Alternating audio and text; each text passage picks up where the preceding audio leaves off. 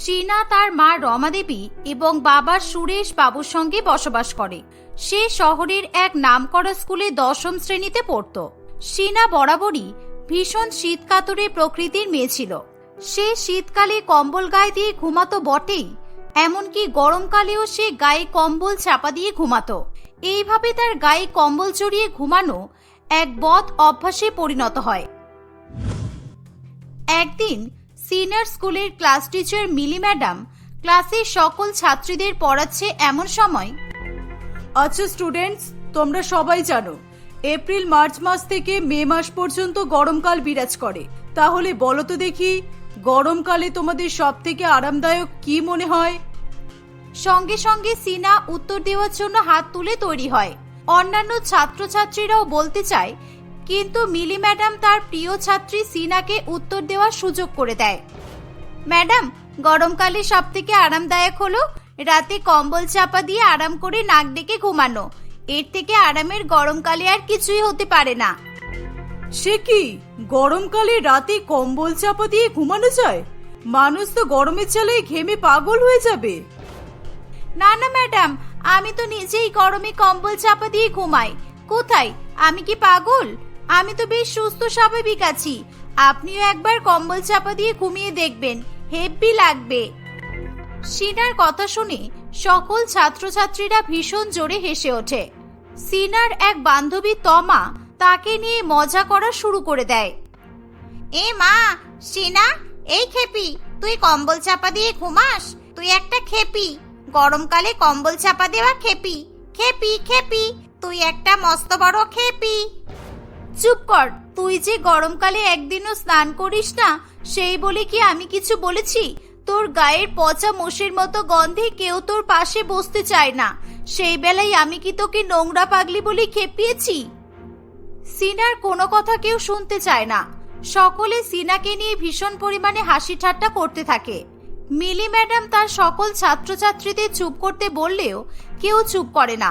সিনা সেই মুহূর্তে ভীষণ রেগে গিয়ে ক্লাস থেকে বেরিয়ে যায়। এইভাবে দেখতে দেখতে প্রায় 10 বছর কেটে যায়।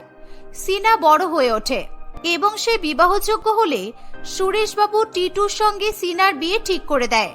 টিটু তার মা রানী দেবী এবং বোন বিথির সঙ্গে বসবাস করে। তাদের সিনাকে পছন্দ হয়ে যাওয়ায় বিয়ের দিনক্ষণ পাকা হয়ে যায়। কিছুদিনের মধ্যেই সিনার সঙ্গে টিটুর ধুমধাম করে বিয়ে হয়। বিয়ের পরও সিনার কম্বল চাপা দিয়ে ঘুমানোর অভ্যাস যায় না। বিয়ের পর প্রথম দিন। সিনা, দেখো আমাদের অ্যারেঞ্জ ম্যারেজ হয়েছে বলে তুমি কিন্তু লজ্জা পেও না। তোমার যখনই কোনো সমস্যা হবে তুমি তখনই আমায় নির্দ্বিধায় সমস্ত কিছু জানিয়ে দেবে, কেমন? ধরে নাও আজ থেকে আমি তোমার প্রিয় বন্ধু।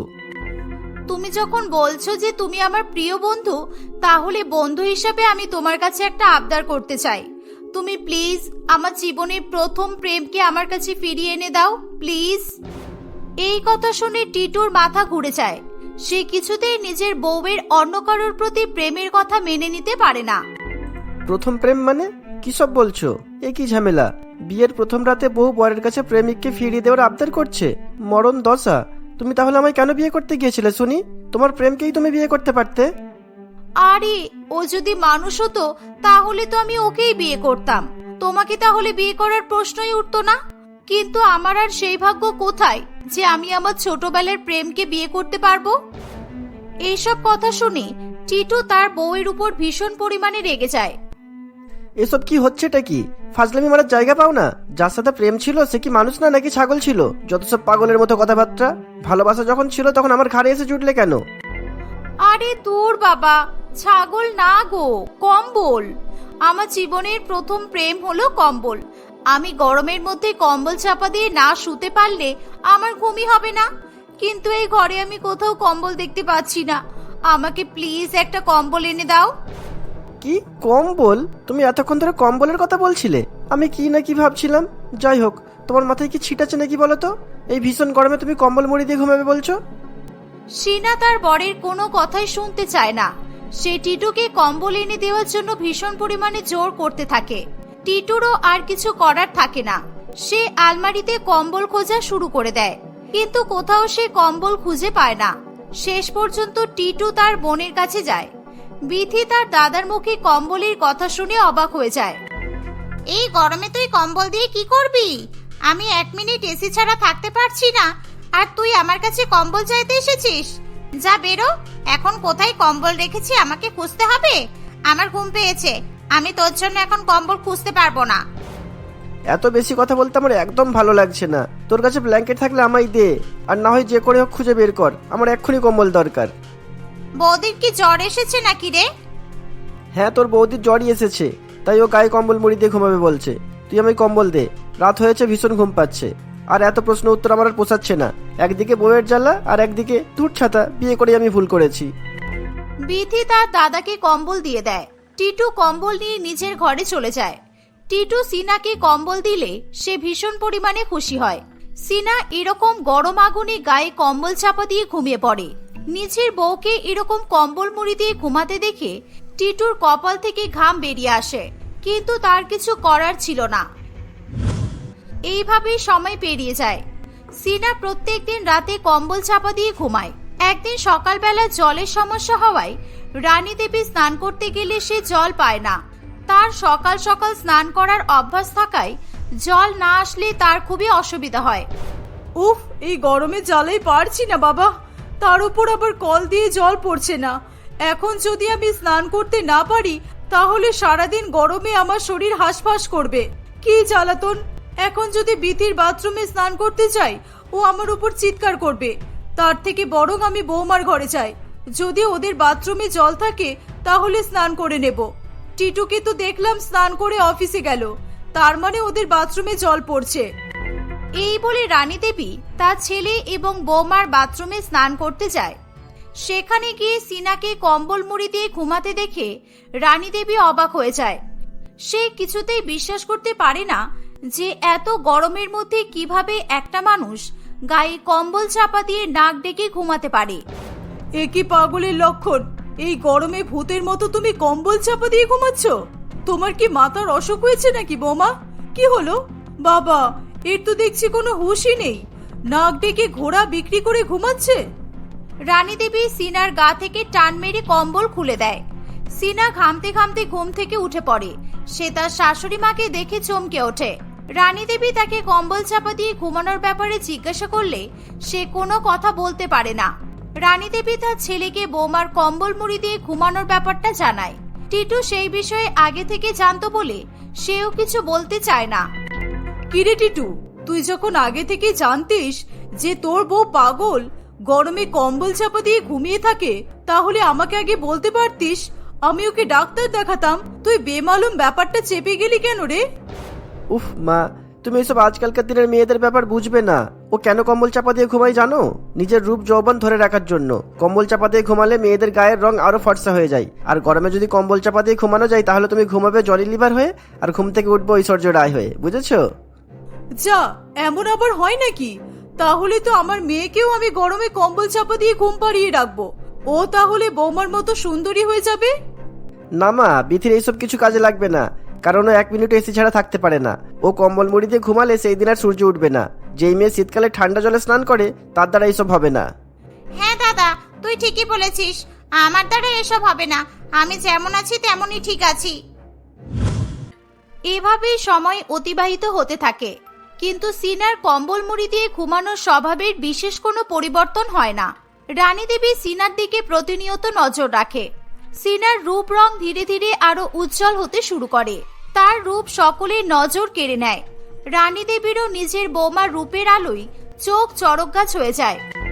বাবা, বৌমার তো দেখছি দিন দিন জেল্লা বেড়েই যাচ্ছে। গরমের মধ্যে কম্বল মুড়ি দিয়ে ঘুমিয়ে ঘুমিয়ে ভালোই নিজের রূপ ধরে রেখেছে। বয়স কিন্তু কম না, আমার ছেলের বয়সী, কিন্তু দেখো 15 বছরের কচি বাচ্চা মনে হচ্ছে। রানী দেবীর নিজের বৌমার রূপ দেখে ভীষণ হিংসা হতে শুরু হয়। সে ঠিক করে যে সেও এবার থেকে গরমকালে রোজ রাতে কম্বল চাপা দিয়ে ঘুমাবে। সেদিন রাত্রিবেলা থেকেই সে ঘুমানোর আগে নিজের গায়ে একটা মোটা কম্বল চাপিয়ে নেয়, আর সঙ্গে সঙ্গে সে ভীষণ পরিমাণে ঘামতে শুরু করে। ওরে বাবারে, কি গরম! আমি যে আর এই কম্বলে গা রাখতেই পারছি না, খুব গরম লাগছে। কিরকম ছাগলের মতো ঘামছি। না না, যতই কষ্ট হোক আমাকে কম্বল চাপা দিয়ে ঘুমিয়ে সুন্দর হতেই হবে। ওই পাশের বাড়ির মিস্টার ডিসুজার মন কেড়ে নিতেই হবে। ওনার বউ মরে যাওয়ার পর থেকেই সোসাইটির সব মহিলারা ওনার উপর লাইন মারে, কিন্তু আমি সুন্দর হয়ে মিস্টার ডিসুজার মন কেড়ে নেব। রানী দেবী এইভাবে প্রতি রাতে কম্বল চাপা দিয়ে ঘুমানোর চেষ্টা করে, কিন্তু তার কিছুতেই ঘুম হয় না। এভাবে প্রায় বেশ কিছুদিন কেটে যায়। রানী দেবী সুন্দর তো হয় না, বরং সারা রাত গরমে জেগে থাকার ফলে তার চোখের তলায় কালি পড়ে যায়। সে কিছুতেই বুঝতে পারে না যে তার বৌমা কি করে কম্বল মুড়ি দিয়ে ঘুমিয়ে সুন্দরী হয়ে যাচ্ছে। আমি আজকে থেকে 2টো করে কম্বল চাপিয়ে ঘুমাবো, তাহলে আমাকে সুন্দর আর যুবতী হওয়া থেকে কেউ আটকাতে পারবে না। আমি যে করে হোক রূপসী হবই। এই বলে রানী দেবী গরমের মধ্যে 2টো করে কম্বল চাপা দিয়ে শুয়ে পড়ে। এমনকি সে ঘরে এসি চালানোও বন্ধ করে দেয়। একদিন হঠাৎ করে রানী দেবী রান্নাঘরে তার বৌমার সঙ্গে রান্না করছে, এমন সময় সে অজ্ঞান হয়ে পড়ে যায়। এই দেখে সিনা ভীষণ ভয় পেয়ে যায়। সেই মুহূর্তে সিনা তার বরকে সব ঘটনা জানায়। টিটু তখনই অফিস থেকে বাড়িতে চলে আসে। তারা সবাই মিলে রানী দেবীকে হসপিটালে নিয়ে যায়। ডাক্তারবাবু তার চিকিৎসা করে রানী দেবীর জ্ঞান ফিরিয়ে নিয়ে আসে। টিটু, আপনার মায়ের প্রেসার ভীষণভাবে বেড়ে গেছে। তাছাড়া ওনার চোখ মুখ দেখে বোঝাই যাচ্ছে উনি বেশ কয়েকদিন রাতে ঘুমাননি, তাই উনি মাথা ঘুরে পড়ে গেছেন। এইরকম চলতে থাকলে ওনার কিন্তু বিপদ হতে পারে। রানী দেবী, আপনিই বলুন তো আপনার কিসের এত চিন্তা যে এত প্রেসার বাড়িয়ে ফেললেন? রানী দেবী ডাক্তারের কথা শুনে চুপ করে থাকে। টিটু, সিনা ও বিথি রানী দেবীকে এত প্রেসার বেড়ে যাওয়ার কারণ জিজ্ঞাসা করতে শুরু করে। রানী দেবী আর নিজের পেটে কথা লুকিয়ে রাখতে পারে না। সে সকলের সামনে সত্যি কথা প্রকাশ করে দেয়। সে কি, আপনি আমাকে পাগল বলেছিলেন মনে আছে? আমার তো মনে হচ্ছে আপনি পাগল। আমার ছোটবেলা থেকে গরমে কম্বল চাপা দিয়ে ঘুমানোর অভ্যাস, তাই আমি কম্বল চাপা দিয়ে ঘুমাই। আর আমার এত সুন্দর থাকার কারণ হলো আমি প্রত্যেক সপ্তাহে মুখে ফ্রুট গোল্ড ফেসিয়াল করাই। আপনি তো আমাকে জিজ্ঞাসা করতে পারতেন, তা না করে আপনি আপনার ছেলের মিথ্যা কথায় বিশ্বাস করে নিলেন আর নিজের এত বড় ক্ষতি করলেন। কি বলছো তুমি? তুমি কম্বল চাপা দিয়ে ঘুমিয়ে সুন্দর হওনি? না মা, তুমি আমায় ক্ষমা করে দাও। আমি তোমায় ভুল বুঝিয়েছি। তুমি যদি সত্যি জেনে আমার বউকে পাগল মনে করে বাড়ি থেকে বের করে দাও, তাই আমি এই মিথ্যা কথা বলতে বাধ্য হয়েছিলাম। আমার খুব ভুল হয়ে গেছে এতে। তোমারও চুলকানি কম নয়। এই বয়সে তুমি তোমার ছেলের বউয়ের সঙ্গে টেক্কা দিয়ে সুন্দরী আর রূপসী হতে গেছো। যাও বা রূপ ছিল তোমার, সেই চক্করে তাও ঝরে গেছে। এই কথা শুনে সকলে মিটিমিটি হাসতে শুরু করে। রানী দেবীর শরীর খারাপ শুনে সোসাইটির সমস্ত মহিলারা তাকে দেখতে আসে। মিস্টার ডিসুজাও তার জন্য ফুল এবং ফল নিয়ে আসে। রানী দেবী মিস্টার ডিসুজাকে দেখে খুবই খুশি হয়। কেমন আছেন? শুনলাম আপনার নাকি প্রেসার বেড়ে গেছে। এই বয়সে এত চিন্তা করলে প্রেসার তো বাড়বেই মাসিমা। মাসিমা, এই বুড়োর জন্য আমি গরমে কম্বল চাপা দিয়ে ঘুমিয়ে ঘুমিয়ে শরীর খারাপ করে বসলাম, আর এই নাকি আমাকে মাসিমা বলছে। এইভাবে রানী দেবী আর কখনো কম্বল চাপা দিয়ে ঘুমায় না। সিনা ধীরে ধীরে নিজের কম্বল চাপা দিয়ে ঘুমানোর অভ্যাসও ত্যাগ করে এবং এভাবেই সকলে মিলে সুখে শান্তিতে বসবাস করতে থাকে। ফাল্গুনী দেবী সকালবেলা রান্নাঘরে বাসন বাটি মাজতে ব্যস্ত ছিল। ঠিক তখন সেখানে তার বড় মেয়ে রিমি কফি খেয়ে কফির কাপ হাতে করে নিয়ে এসে তার মাকে কাপটা ধোয়ার জন্য দেয়। ততক্ষণে সেখানে ফাল্গুনী দেবীর মেজো মেয়ে টুম্পা চলে আসে। মা, ফ্রিজে একটাও ঠান্ডা জলের বোতল নেই। গরমকালের মধ্যেও কি এই বাড়িতে ঠান্ডা জল পাওয়া যাবে না? আরে, কাকে কথা শোনাচ্ছিস তুই? ফ্রিজে জল ভরে রাখবি, তারপর তো ঠান্ডা জল পাবি। সব কাজই কি আমি একা করে দেব? আর তুই এটো কাপটা রেখে কোথায় যাচ্ছিস? কাপটা নিজে থেকে ধুয়ে নিতে পারছিস না? মা, আমার অফিসের জন্য লেট হচ্ছে, তাই সময় পেলাম না কাপটা ধোয়ার। ফাল্গুনী দেবী কিছু বলতে যাবে কি তখনই সেখানে তার বাকি দুই মেয়ে পপি এবং রূপা চলে আসে। তারা দুজনে একসঙ্গে মায়ের কাছে সকালের খাবার চায়। এই বাড়িতে কোনো কিছু সময় মতো হয় না। কটা বাজে দেখেছো? এখনো তো খাবার পেলাম না। আমি কলেজে যাব কখন? মা, আমার তো পরীক্ষা আছে। তুমি জানো না আমি খেয়ে পরীক্ষা দিতে যাব। তাড়াতাড়ি আমার খাবারটা রেডি করো, জলদি করো। এক কাজ কর, তোরা 4 জন মিলে আমাকেই খেয়ে ফেল। আরে, তোদের 4 মেয়েকে ছাড়া আমার আরো একটা ছেলে আছে। আমার ছেলেটা আজ পর্যন্ত আমাকে কোনো কাজের জন্য হুকুম করলো না। ও ও একটা ছেলে হয়ে সব কাজ নিজে থেকে করে, আর তোরা 4 বোন নিজেদের রাজকুমারী মনে করিস আর আমাকে সব সময় হুকুম করিস। হ্যাঁ, তুমি তো সব সময় তোমার ছেলের নাম করো, আর আমাদের 4 বোনকে তো তুমি কুড়িয়ে পেয়েছিলে রাস্তা থেকে। আমরা তো তোমার নিজের মেয়েই না, তাই না? তোমার তো একটাই সন্তান, সেটা হলো তোমার আদরের ছেলে। এই একদম ফালতু কথা বলবি না কিন্তু। মায়ের সাথে এভাবে কথা বলতে হয়? এই শিক্ষা দিয়েছি আমি তোদের? যা ভাগ এখান থেকে। সবাই আজ থেকে নিজের নিজের কাজ নিজেরা করে নিবি, আমি কোনো কাজ করে দেব না। যা বলছি। যতদিন না এই বাড়িতে একটা বউ আসছে ততদিন আমার শান্তি নেই। কাজ করতে করতে একদিন আমি শেষ হয়ে যাব। ফাল্গুনী দেবী অনেক রেগে যাওয়ায় তার 4 মেয়ে আর কিছু না বলে একে একে সেখান থেকে কেটে পড়ে। ফাল্গুনী দেবীর 4 মেয়ে ছিল। তার 4 মেয়ে দেখতে খুবই সুন্দর এবং ফর্সা ছিল। রোহিত ছিল তার 4 বোনের থেকে সবচেয়ে বড়, অর্থাৎ ফাল্গুনী দেবীর একমাত্র ছেলে। রোহিত খুবই ভদ্র এবং ভালো মনের মানুষ ছিল। ফাল্গুনী দেবী তার ছেলেকে নিয়ে সব সময় গর্ব করত। সে রোহিতের জন্য একটা সুন্দর সুশীল সংস্কারী মেয়ে খুঁজছিল, কিন্তু রোহিতের মনে অন্য কেউ ছিল বলে সে একে একে সুন্দর দেখতে সব মেয়েকে রিজেক্ট করে দিচ্ছিল। রোহিত জ্যোতি নামের একটি মেয়েকে খুব পছন্দ করত। জ্যোতি দেখতে খুবই কালো ছিল, আর ফাল্গুনী দেবীর একটি সুন্দর ফর্সা মেয়ের দরকার ছিল। তাই রোহিত ভয়ে বাড়িতে কিছু বলতে পারত না। একদিন রোহিত জ্যোতির সঙ্গে একটা রেস্টুরেন্টে বসে কফি খেতে খেতে গল্প করছিল। তাহলে জ্যোতি, যেটা বললাম কি ভাবলে তাহলে? আচ্ছা ছাড়ো, তার আগে বলো আর কি কিছু খাবে? আরো কি কিছু অর্ডার করব? না না, আমার কিছু লাগবে না, তুমি খেলে খাও। তারা দুজনে কথা বলছিল, ঠিক তখনই সেখান থেকে পপি এবং রূপা 2 বোন মিলে হেঁটে হেঁটে যাচ্ছিল। তারা দুজনে তাদের দাদাকে একটা কালো মেয়ের সঙ্গে দেখে চমকে ওঠে। এই রূপা, দাদা এখানে কি করছে রে? আর এই মেয়েটা কে রে? ইস, কি কালো দেখতে, কি বাজে! ছি, দাদা এই মেয়েটার সঙ্গে বসে বসে কফি খাচ্ছে কিভাবে? আয় না, দাদাকে জিজ্ঞাসা করি। আয় দাদা, তুমি এখানে কি করছো? আর এটা কে?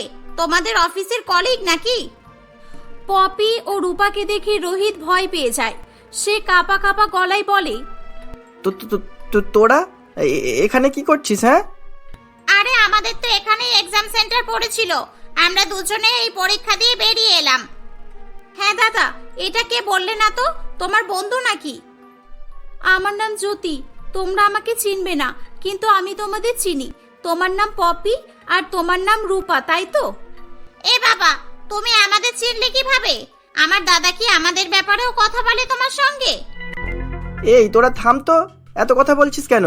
পরীক্ষা শেষ হয়ে গেছে, বাড়ি যা এবার। পরের পরীক্ষার জন্য পড়াশোনা কর। যা যা, চলো জ্যোতি, ওঠো। আসছি, হ্যাঁ, আবার দেখা হবে। এই বলে জ্যোতি ও রোহিত সেখান থেকে উঠে চলে যায়। পপি ও রূপা অবাক দৃষ্টিতে তাদের দুজনের দিকে তাকিয়ে থাকে। এই, আমার মনে হচ্ছে এটা দাদার গার্লফ্রেন্ড। তুই কি পাগল হয়ে গেছিস দিদি? আমাদের দাদা দেখতে এত হ্যান্ডসাম, এত ফর্সা, আর ও এত কালো দেখতে একটা মেয়েকে পছন্দ করবে তুই ভাবলি কি করে? অফিসের কোনো কলিগ বা বন্ধু টন্ধু কিছু হবে। চল চল, বাড়ি চল, চাপ নিস না বেকার। রূপা ও পপি বাড়িতে চলে আসে। বেশ কয়েকদিন কেটে যায়। ফাল্গুনী দেবী একইভাবে সুন্দর সুশীল মেয়ের সন্ধান করেই চলেছিল। সেদিনও সে বাড়িতে বসে বসে রোহিতের জন্য অনেকগুলো মেয়ের ফটো দেখছিল। হ্যাঁ, এই মেয়েটা দেখতে দারুণ সুন্দর, কি মিষ্টি দেখতে, কত ফর্সা। এই দেখ রিমি, টুম্পা, এই মেয়েটাকে তোদের বৌদি হিসেবে পছন্দ তো? ঠিক তখনই সেখানে রোহিত এবং জ্যোতি বর বউয়ের পোশাক আশাক পরে হাজির হয়। তাদের দুজনকে দেখে ফাল্গুনী দেবী আকাশ থেকে পড়ে। আর কোনো মেয়ের ফটো দেখানোর দরকার নেই মা, আমি জ্যোতিকে বিয়ে করে নিয়ে এসেছি। আজ থেকে জ্যোতি তোমার বৌমা আর আমার 4 বোনের বৌদি। না, এটা হতে পারে না, কোনোদিনও না। তুই মিথ্যা কথা বলছিস, তুই মজা করছিস, তাই তো? না মা, দাদা সত্যি বলছে। আমরা এই কালী মেয়েটার সঙ্গে কদিন আগে দাদাকে রেস্টুরেন্টে দেখেছিলাম, আমার তখনই সন্দেহ হয়েছিল। হ্যাঁ মা, এবার বুঝলাম, এই জন্যই এই কালী মেয়েটা আমাদের বলেছিল যে আবার দেখা হবে। মা, এই মেয়েটা প্ল্যান করেই আমাদের দাদাকে ফাঁসিয়েছে। না না, আমি রোহিতকে ফাঁসাইনি। আমি আর রোহিত দুজনে একে অপরকে পছন্দ করতাম, আর পরিস্থিতি এমন ছিল যে আমাদের বাধ্য হয়ে নিজে নিজে বিয়ে করে নিতে হয়েছে। চুপ কর কালমুখী, আমি তোর কোনো কথা শুনতে চাই না, বুঝেছিস? আর রোহিত, তুই এই কালমুখী মেয়ের জন্য অত সুন্দর সুন্দর মেয়েদের রিজেক্ট করছিলি?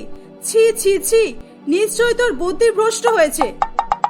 আমাদের 4 ফর্সা ননদের এমন কালো বৌদি হবে কোনোদিনও ভাবিনি। আমাদের মতো সুন্দর ফর্সা ননদের বৌদি তো আমাদের থেকেও সুন্দর আর ফর্সা হওয়া দরকার ছিল। লোকে কি ভাববে বলো তো? আমার তো জাস্ট এই কালির মুখ দেখতেই ইচ্ছা করছে না।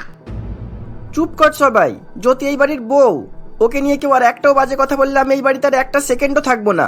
চলো জ্যোতি, রুমে চলো। রোহিত জ্যোতিকে নিয়ে তার রুমে চলে যায়।